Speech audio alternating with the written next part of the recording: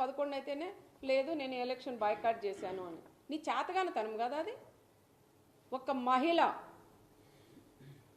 4 సార్లు 3 సార్లు ఓడిపోయినాడు ఆయన. ఆ చేతగాని దద్దమ్మ ఈరోజు ఎంపీటీసీ ఎలక్షన్లో సునీతమ్మ అడ్డుకుంటుందంటావు. ఒక ఆడ మనిషి చేతిలో నువ్వు అడ్డుకుంటున్నారంటే నీ పక్కన కూర్చుండే నీ మాజీ ఎమ్మెల్యేలు కూడా నవ్వే పరిస్థితి కూడా ఏర్పడుతుంది. చేతగాని మాజీ ఎమ్మెల్యేలు కూడా ఈరోజు ఎంపీటీసీలను తీసుకొని పోయి వాళ్ళు ప్రమాణ స్వీకారం చేయించుకున్నారు. నువ్వేదో తోపు అని చెప్పుకుంటావు, ఇక్కడ చూస్తే తోపు లేదు, జీరో అయిపోయినావు. నువ్వు మాట్లాడతావా మా గురించి? మళ్ళీ పోలీసుల గురించి. పోలీసులు కూడా ఇప్పుడైనా తెలుసుకొని మాట్లాడాలి. ఎందుకంటే మొన్న జరిగినప్పుడైనా ఎస్పీ మేడం గారికి కూడా నేను చెప్తున్నాం, పదే పదే పోలీసుల్ని టార్గెట్ చేసి మాట్లాడుతున్నారు. అమ్మా ఇప్పుడైనా ఎస్పీ గారు మీరు మాట్లాడండి, మీ వాళ్ళకు కూడా మీరు భరోసా ఇవ్వండి. మీరు ఎందుకు సైలెంట్గా ఉన్నారో నాకు కూడా అర్థం కాలేదు.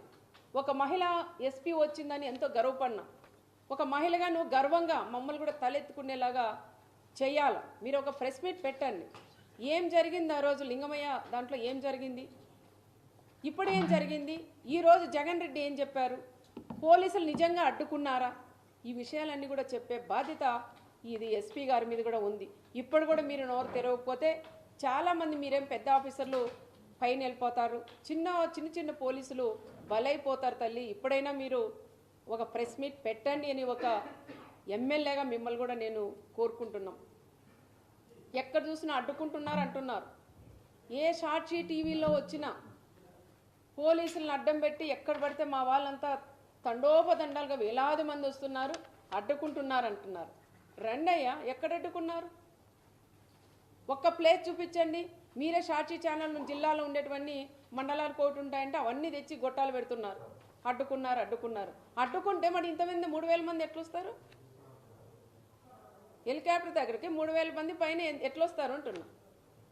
పోలీసే అడ్డుకుంటే ఒక్క వెహికల్ కూడా రాదు. జగన్ దిగాల, పోయి పరామర్శించి బండెక్కి పోయే పరిస్థితి ఉండేది. కానీ ఆ పరిస్థితి లేకోకుండా మా నాయకుడు చంద్రబాబు నాయుడు గారు ఆ విధంగా వద్దు, ఎవరికైనా స్వేచ్ఛ ఉండాలా, రమ్మనండి, బందోబస్తు పెట్టండి, పంపించండి అని గౌరవంగా పంపిమ్మనే మా నాయకుడు చంద్రబాబు నాయుడు గారు చెప్పారు.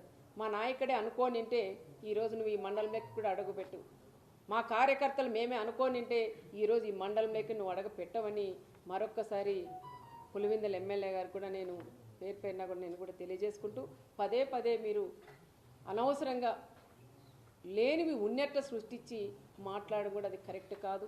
ఏది ఏమైనా ఈరోజు మాట్లాడిన ప్రతి ఒక్క వర్డు పచ్చి అబద్ధాల తప్ప దాంట్లో ఒక్కటి కూడా నిజం లేవు.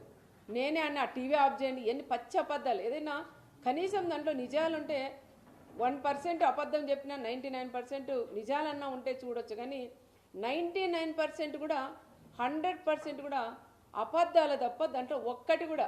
ఒక మాజీ సీఎం అయ్యా నువ్వు పచ్చి అబద్ధాలు మాట్లాడుతుంటే ప్రజలు నవ్వుతున్నారు. ఒక్కసారి మీరు కూడా ఆలోచన చేయాలని, ఏదైనా ఇలాగ వచ్చినప్పుడు మీరు కూడా ఏం మాట్లాడాలి ఏం మాట్లాడకూడదని తెలుసుకొని వస్తే కూడా బాగుంటుందని కూడా చెప్తున్నాం. ఈరోజు వచ్చినది కేవలం పరిటాల కుటుంబం టార్గెట్ చేయడానికి, లింగమయ్య ఫ్యామిలీని పరామర్శించడానికి వచ్చినట్లు వచ్చి ఇంత రాజకీయం చేసి ఈరోజు జగన్ రెడ్డి కూడా వెళ్ళారు.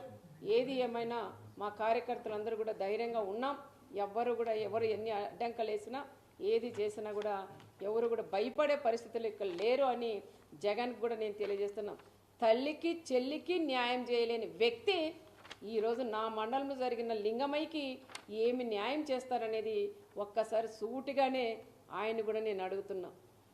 అన్న మా నాన్న చనిపోయాడు, నాకు న్యాయం చెయ్యండి అని 2 చేతులు ఎత్తి జోడించి ఒక సునీతమ్మ జోడించి అడిగితే కూడా ఆ తల్లికి నువ్వు న్యాయం చేయలేని వ్యక్తి ఈరోజు లింగమయ్యకి నువ్వు ఏం న్యాయం చేస్తావయ్యా అని ఆయన్ని కూడా ఈరోజు నేను అడుగుతున్నా. ఇంకొకసారి ఎక్కడన్నా నువ్వు పోయినప్పుడు జైలు పలికించుకుంటూ ఎవరైనా చనిపోతే ఆ కుటుంబంతో ఏ విధంగా కూర్చొని పరామర్శించాలనేది కూడా తెలియని వ్యక్తి నువ్వు అని కూడా చెప్తున్నావు. ఎందుకు వస్తాయాలు నవ్వులు? చావు అయిపోయి 9 రేపు దినమంట ఈరోజు తను కూర్చొని నువ్వు ముందర మాట్లాడుతూ వెనక నీ వాళ్ళంతా కిలకిల నవ్వుతారా? వాళ్ళు ప్రాణం పోగొట్టుకొని ఆ కుటుంబం ఏడుస్తుంటే నీ వాళ్ళు నీతో పాటి నీకు నవ్వేది తెలియదు, ఏడ్చేది తెలియదు, రెండిటికి సంబంధం లేకుండా నువ్వు అక్కడ కూర్చొని ఆ కుటుంబాలను ఆ విధంగా మీ వాళ్ళందరూ కూడా నవ్వుకుంటూ వాళ్ళని పరామర్శించేది కూడా అది కరెక్ట్ కాదని మరొకసారి జగన్ రెడ్డి కూడా తెలియజేసుకుంటూ, మా గ్రామాల్లో చిచ్చులు పెట్టావు, చిచ్చులు పెట్టొద్దు అన్నావు, పెట్టావు. ఇంకోటి మా కార్యకర్తలందరూ ఒకటే ఛాలెంజ్ చేశారు, నువ్వు వస్తున్నావు బీసీలను నువ్వు చెప్తున్నావు, మరి బీసీలు నువ్వు వచ్చినప్పుడు ఈ రాప్తాడు నియోజకవర్గం ఒక బీసీ అభ్యర్థికి ఇన్ఛార్జ్ ఇవ్వమని ఛాలెంజ్ చేసి మా బీసీలందరూ కూడా అడిగారు. కురువ కమ్యూనిటీకి సంబంధించిన లీడర్లు అడిగారు, వాల్మీకి సంబంధించిన వాళ్ళు అడిగారు. మరి నువ్వు అది చేసేకి నీ చేత కాలేదు, కానీ పచ్చి అబద్ధాలు చెప్పేకి మాత్రం పాపరెడ్డిపల్లి హత్య లింగమైని వాడుకున్నాడని ప్రత్యేకంగా కూడా తెలియజేసుకుంటూ సెలవు తీసుకున్నాను.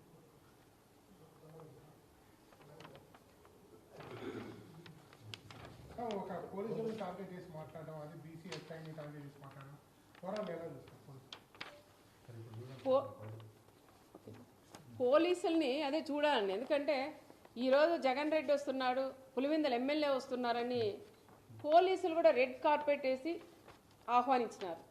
ఆ రోజు మా నాయకుడు చంద్రబాబు నాయుడు గారు ఎక్కడికి వెళ్ళినా దాదాపు 74 సంవత్సరాలు క్యాన్వాస్ ప్రచారాలకు ఏదైనా ప్రోగ్రాములు పోయినా లైట్లు ఆఫ్ చేసి నడిపించిన రోజులు కూడా మేము కళ్ళారా మాకు కళ్ళకు కట్టినట్లున్నాయి. ఆ విధంగా మేము కూడా చేయకోకుండా జగన్ రెడ్డి వచ్చినప్పుడు రెడ్ కార్పెట్ వేసి పోలీసుల్ని ఎక్కడ ఇబ్బంది లేకోకుండా వచ్చిన వాళ్ళ కార్యకర్తలు కూడా పంపించమని చెప్పిన నాయకుడు మా నాయకుడు చంద్రబాబు నాయుడు గారు.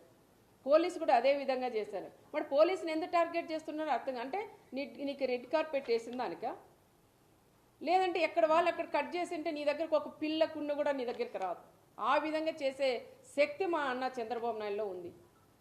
మరి ఈరోజు పదే పోలీసులు కూడా చేస్తున్నారు. ఒక ఎస్ఐ అండి, ఒక బీసీకి సంబంధించిన ఒక ఎస్ఐని ఆయన ఎందుకు టార్గెట్ చేస్తున్నారో అర్థం కాల. ఆయన పదే ఒక మాజీ సీఎం లెవెల్లో ఉండే వ్యక్తి ఒక బ్రోకర్ అంటాడు, ఒక ఎస్ఐ వచ్చి మన వీడియో కాల్లో మాట్లాడిచ్చినామంటారు. మన ఆ ఎస్ఐ కూడా ఎన్ని కష్టాలు పడుకొని చదువుకొని తల్లిదండ్రులు కూడా ఎంత కష్టాలు పెట్టి చదివించుంటారు. ఒక ఎస్ఐ అయితే ఎస్ఐది ఏముంటుందండి, పై స్థాయి వాళ్ళు ఏం చెప్తే చేసేవాళ్ళు. ఆ ఎస్ఐని ఏదో రకంగా ఆ తోపు చెప్పిన మాటలు నీని ఆ ఎస్ఐని ఏదో రకంగా సస్పెండ్ చేయించాల. నీ గవర్నమెంట్లో ఉన్నాడు, 5 ఏళ్ళు ఆయన పక్కన పెట్టేశావు.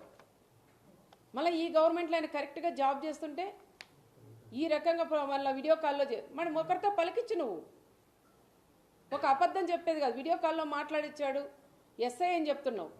మరి ఒక్కరితో అయినా మీరు పలికించగలరా? అనవసరంగా మీరు పోలీసుల మీద కూడా పోవడం అది తప్పు అని చెప్తున్నాం. ఇప్పుడైనా జిల్లా ఎస్పీ గారు కూడా పదే చెప్తున్న జిల్లా ఎస్పీ గారికి, మొన్న జరిగినప్పుడు పెనగొండలో అదే ఎస్ఐని, డిఎస్పీని, సిఐలంతా మాజీ ఎమ్మెల్యే తోపు ఇష్టానుసారం మాట్లాడినారు, అమ్మల్ని అక్కల్ని తిట్టారు. మరి ఆ రోజే ఎస్పీ గారు స్పందించి పోలీసులను ఈ విధంగా అరిశారని సీరియస్నెస్ తీసుకొని సీరియస్గా ఏదైనా వార్నింగ్ ఇచ్చింటే ఈరోజు ఇంతవరకు వచ్చేది కాదని నేను ఎస్పీ గారికి కూడా చెప్తాను. ఇప్పుడైనా తల్లి, ఇప్పుడైనా మీరు మేల్కొని, పోలీసు కూడా మీ ద్వారా మీ నుంచి మీరు పెద్దలు అయిపోతున్నారు. కింద ఉండేవాళ్ళు, కింద స్థాయి వాళ్ళు ఎస్ఐలు, సిఐలు, కానిస్టేబుల్ ఉన్నారు, వాళ్ళందరూ కూడా ఇబ్బందులు పడుతున్నారు. వాళ్ళకు ఒక భరోసా ఇవ్వండి, ఒక ధైర్యం ఇవ్వమని మన ఎస్పీ గారికి కూడా నేను తెలియజేస్తున్నాను.